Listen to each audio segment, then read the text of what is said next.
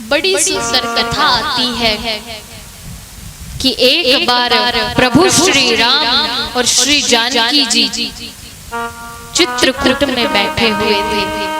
आज लखन जी थोड़े दूर थे।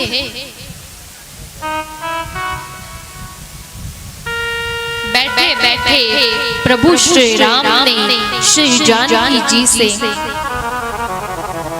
एक प्रश्न किया। कहा, जानकी जी देखिए मेरे चरण कितने सुंदर हैं। अगर जानकी जी वही समर्थन दे देती तो बात पूरी हो जाती, लेकिन श्री जानकी जी ने कहा कि अरे नहीं भगवान, मेरे चरणों को देखिए, आपके चरण तो एकदम श्याम हैं, लेकिन मेरे चरण देखिए एकदम गोरे हैं। भगवान ने कहा, नहीं जानकी जी, मेरे चरण ज्यादा सुंदर हैं। जानकी जी ने कहा, नहीं भगवान, मेरे चरण ज्यादा सुंदर हैं। भगवान कह रहे हैं मेरे चरण ज्यादा सुंदर हैं, जानकी जी कह रही है मेरे चरण ज्यादा सुंदर है। बहुत देर तक दोनों में बहस चलती रही। तभी लखन जी आते हैं।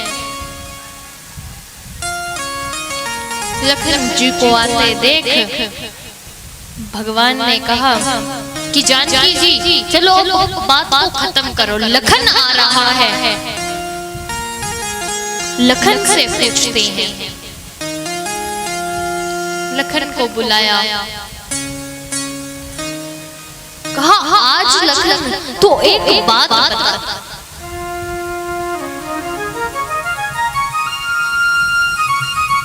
लखन ने कहा, पूछिए भगवान, क्या बात है।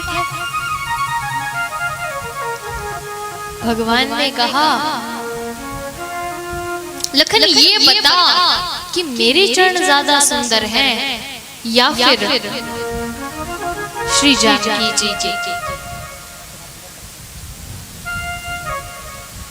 लखन जी ने कहा, भगवान, माता पिता के बीच में बेटे का क्या काम, मैं कुछ नहीं कह सकता। भगवान ने कहा, अरे लखन, मैंने तुझसे कुछ पूछा है।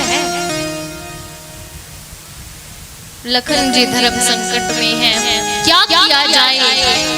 एक तरफ श्री जानकी जी है, एक तरफ प्रभु श्री राम है।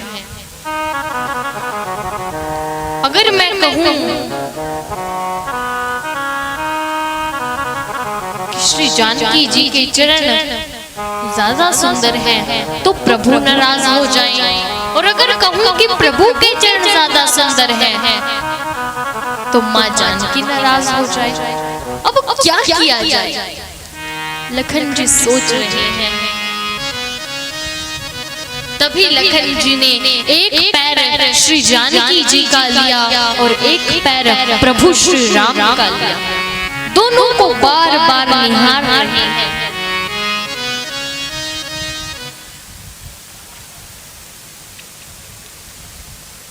थोड़ी देर बाद कहते हैं, माँ आपके चरण ज्यादा सुंदर हैं।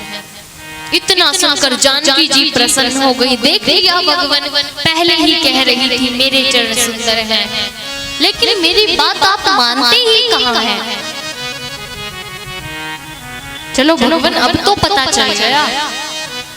लखन जी बोले, अरे माँ, आप तो आधी बात सुनकर ही प्रसन्न हो गई।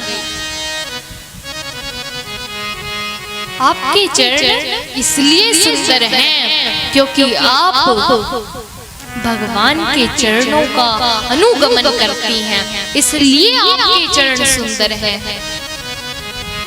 इतना सुनकर प्रभु प्रसन्न हो गए।